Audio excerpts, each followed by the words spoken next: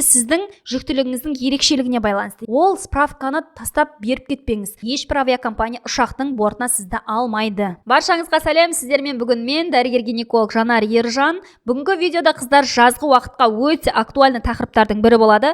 Яғни жүкті келіншек жүктіліктің неше аптасына дейін ұшаққа отыра алады, өзімен қандай документация болу керек, қандай дәрілік препараттарды алып бару керек, осының барлығын бүгінгі видеода талқылайтын боламыз. Егер де сіздерге қызық болса, міндетті түрде видеоны соңына дейін көріп шығыңыз. Сонымен қыздар жазғы уақытта барлығы демалысқа барады, ұшаққа отырады, пойызға отырады, шетелге барады, қыдырады. Және де жүктілік ол нәрсеге сізге кедергі болмау керек. Бүгінгі видеода мен сіздерге осы тақырыпта өте пайдалы ақпарат беретін болам.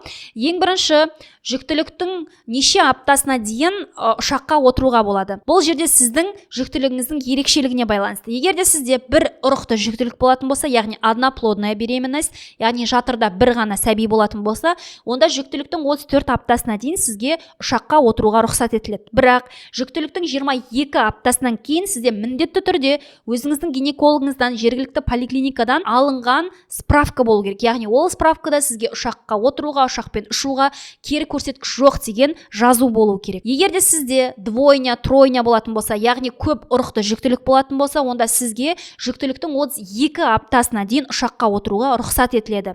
Бірақ бұл жерде де жүктіліктің 22 аптасынан кейін сіз өзіңіздің гинекологыңыздан сізге рұқсат берілетін справканы алу керексіз. Және де бұл справканың жарамдылығы 30 күн, яғни 1 ай. Егер де сіз шетелге кетіп бара жатырсаңыз, онда міндетті түрде бұл справканы ағылшын тіліне ауыстырып алу керексіз. Және де сіз мысалға бірінші рет өзіңіздің еліңізде ұшаққа отырып жатқан кезде ол справканы тастап беріп кетпеңіз. Тек көшірмесін берсеңіз болады авиакомпанияға, немесе тек қана көрсетсеңіз болады. Бірақ справкаңызды міндетті түрде өзіңізбен бірге алып кетіңіз. Өйткені сіз кері қарай қайтып ұшаққа отырып жатқан кезде сізден бұл справканы қайтадан талап етеді. Егер де сіз бара жатқан жеріңізде бір айдан ұзағырақ қалатын болсаңыз, онда 30 күннен кейін бұл справканың жарамдылығы болмай қалады. Яғни 30 күннен кейін бұл справка жарамсыз болып қалады. Сондықтан 30 күннен ұзағырақ сіз сол жақта болатын болсаңыз, сол жақтың жергілікті гинекологына барып сізге рұқсат ететін справканы алу керексіз. Мен өзімде мынандай ситуация болған болатын. Мен жүктіліктің қателеспесем 30 аптасында Түркияға ұшқан болатынмын. Барарда ешқандай проблема болған жоқ. Қайтарда Стамбулдың аэропортында менің справкамды көріп ұшаққа отырғызбаған болатын. Неге? Өйткені ол ағылшынға аударылған болса да, мен Түркияда бар болғаны 4-5 күн ғана болдым. Менен аэропорттың жұмыскері қайтадан сол жақтағы гинекологқа баруымды талап етті. Стамбулдағы аэропортта жақсы жері, сол жерде аэропорттың өзінде гинекологтың кабинеті бар. Яғни бір арнайы көлемде ақшаны төлеп сіз гинекологқа қарала аласыз. Яғни менің справкам 30 күн әлі өткен жоқ, яғни жарамды болып табылады. Соның өзінде де мені ұшаққа отырғызған жоқ. Маған гинекологқа бару керек болды. Мен сол аэропорттағы гинекологқа бардым, гинеколог қабылдады, және де менің справкамды көргеннен кейін мені ары қарай қарамай-ақ, тексермей-ақ, тек қана қан қысымым мен дене қызуымды өлшеп ғана қойып, менің справкамды жарамды деп қайтадан қолыма беріп, жаңағы администраторға апарған болатын. Я, справка жарамды болды, барлығы заңды болды, бірақ дегенмен бәрібір кейбір сондай аэропорттың жұмыскерлері сізден осындай лишний нәрселер талап ету мүмкін. Әрине сіз өзіңіздікі дұрыс екенін дәлелдеп жүре аласыз, бірақ ол уақыт, энергия, стресс деген сияқты, яғни өзіңіздің ұшағыңызға сіз кешігіп қалуыңыз мүмкін. Сондықтан кез келген авиакомпаниямен ұшар алдында міндетті түрде заранее телефон соғып, олардың барлық ішкі өздерінің ережелерін біліп алғаныңыз дұрыс. Сонымен, егер де мысалға сіздің жүктілігіңіз 34 аптадан асып кеткен болса, бірақ мысалға сізге Астанаға, Алматыға, шетелге барып босану керек болса, ондай жағдайда сіз міндетті түрде өзіңіздің поликлиникаңызда жүктіліктің 34 аптасы мен 36 аралығында сіз сол өзіңіздің поликлиникаңыздан арнайы справка алу керексіз. Яғни сізге осындай медициналық көрсеткіштер бойынша басқа қалаға, басқа елге барып босану керек деген. Вот сол кезде сондай справкамен ғана сізді ұшаққа отырғызады. Егер де сіздің жүктілігіңіз 36 аптадан асып кеткен болсаңыз, ешқандай справкамен, ешқандай документпен, ешбір авиакомпания авиакомпания ұшақтың бортына сізді алмайды. Енді ұшаққа отырар алдында сіз нені білу керексіз? Ұшақтың ішінде ауа әрдайым құрғақ болады. Сондықтан ұшаққа отырар алдында өзіңізбен бірге изотоникалық раствор, яғни мұрынға себетін препараттар алып шықсаңыз болады, немесе жарты сағат, 1 сағат сайын барып, мұрныңыздың ішіне су шашып, ылғалдандырып отыру керексіз. Келесі ұшаққа отырар алдында міндетті түрде өзіңізбен бірге компрессионный чулки алып барыңыз. Неге? Өйткені ұзақ уақыт бір жерде отырғандықтан жүкті келіншекте қан ұйып қалу қаупі жоғары, ісіктің пайда болу қаупі жоғары. Сондықтан сіз ұзақ уақыт бір положенияда ұшақтың ішінде отыратын болғандықтан міндетті түрде компрессионный чулки киіңіз.